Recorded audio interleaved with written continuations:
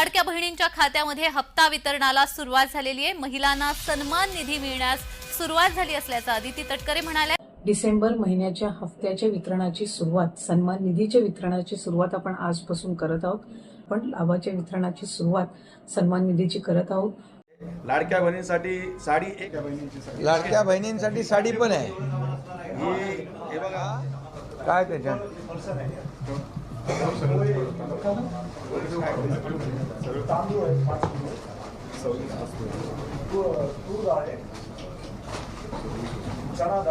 तू उलटे दाखवतोय, तूर डाळ ती आहे। अरे तो शेतकरी आहे, मी इथं बसलोय।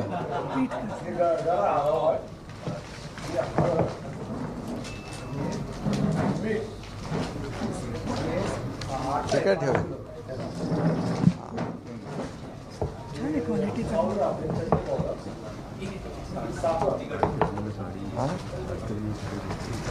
कुठं आहे ते? कपड्याचं साबण पण दिलाय ना, आणि अंगाचं हा दंत दात घासतात।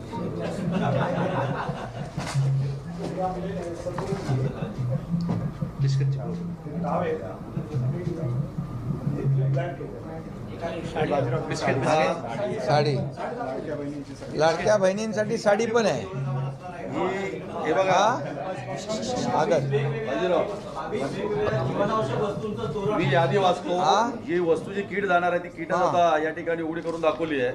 त्याच्यामध्ये तांदूळ 5 किलो आहेत, गहू पीठ 5 किलो आहे, तेल 1 लिटर आहे, तूर डाळ 1 किलो आहे, चणा डाळ 1 किलो आहे, साखर 1 किलो आहे, पोहे 1 किलो आहे, बेसन 1 किलो आहे, रवा 1 किलो आहे, मसाला 500 ग्रॅम आहे, मिरची पावडर 500 ग्रॅम आहे, हळद 500 ग्रॅम आहे, चहा पावडर 500 ग्रॅम आहे, मीठ 1 किलो आहे।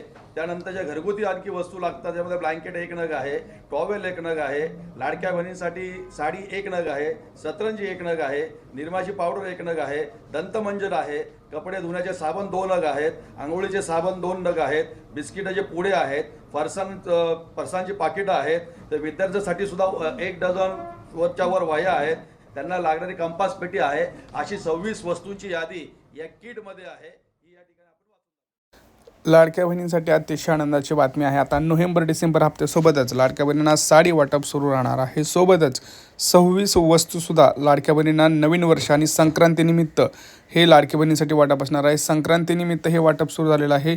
जर तुम्हाला हे वाटप घ्यायचं असेल तर कसं घेणार, काय घेणार, मी संपूर्ण माहिती सगळी डिटेलमध्ये तुम्हाला सांगतो। व्हिडिओ संपूर्ण आणि शेवटपर्यंत पाहायचा आहे। आताची सर्वात आणि मोठी आनंदाची बातमी आहे, लाडक्या बहिणींना नोव्हेंबर डिसेंबरचा हप्ता सोबत साडी वाटप आणि 26 वस्तू संक्रांतीनिमित्त हे वाटप सुरू झालेलं आहे। भरपूर लाडक्या बहिणींना माहीत नसेल, परंतु या आत्ताची सर्वात मोठी अपडेट आहे, आपण पाहू शकताय। व्हिडिओ संपूर्ण पाहिल्यास तुम्हाला संपूर्ण माहिती ही मिळणारच आहे की नेमकं कुठल्या कुठल्या वस्तू मिळणार आहेत, कोणत्या लाडक्या बहिणींना मिळणार आहेत, हे सगळं मी तुम्हाला डिटेलमध्ये सांगणार आहे।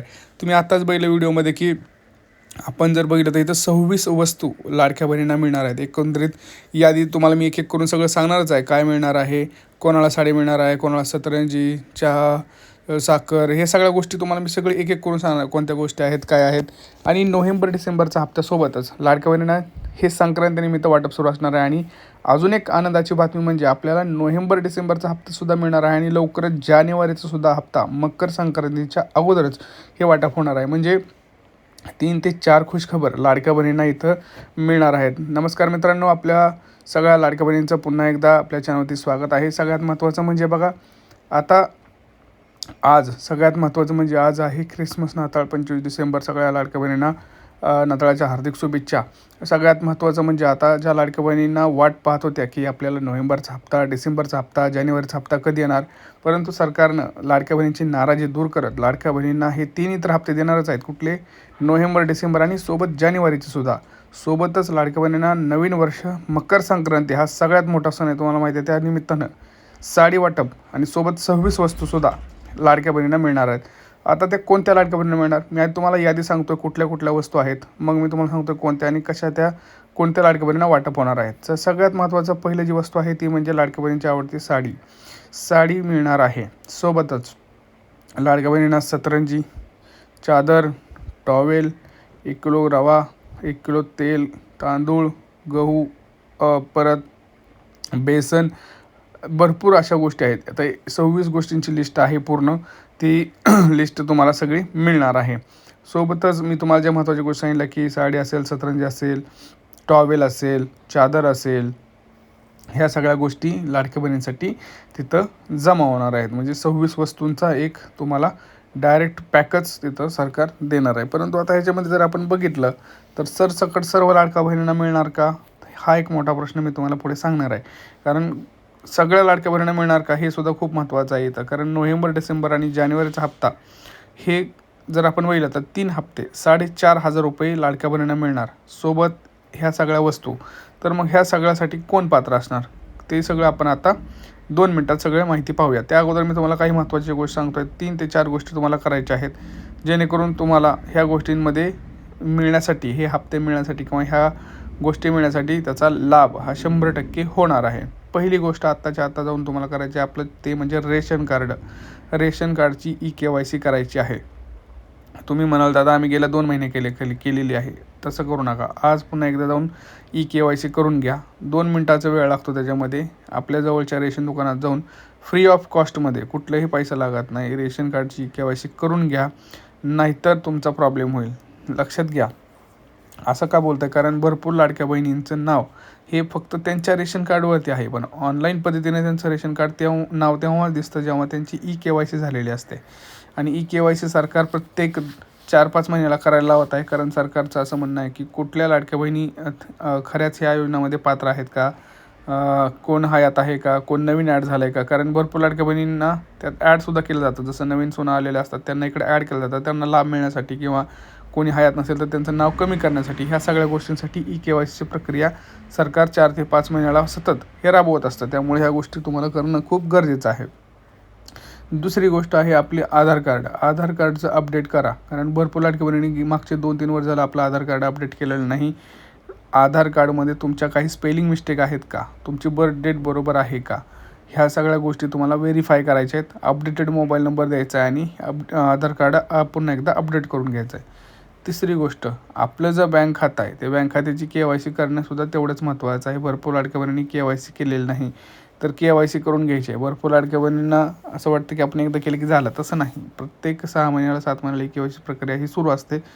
त्यामुळे ते करून घ्यायचं. दुसरी गोष्ट, जे आपलं आधार कार्ड आपल्या कुठल्या बँकेला लिंक केलं आहे ते ॲक्टिव्ह आहे का हे एकदा चेक करायचं आहे. तुम्हाला ते घर बसल्यासुद्धा तुम्ही चेक करू शकता. आधार कार्डच्या वेबसाईटवर जाऊन तुम्ही आधार कार्ड कुठल्या बँकेला लिंक आहे ते सुद्धा तुम्ही पाहू शकता. आताचा व्हिडिओ आपल्या चॅनलवरती सुद्धा पाहायला तुम्हाला मिळेल.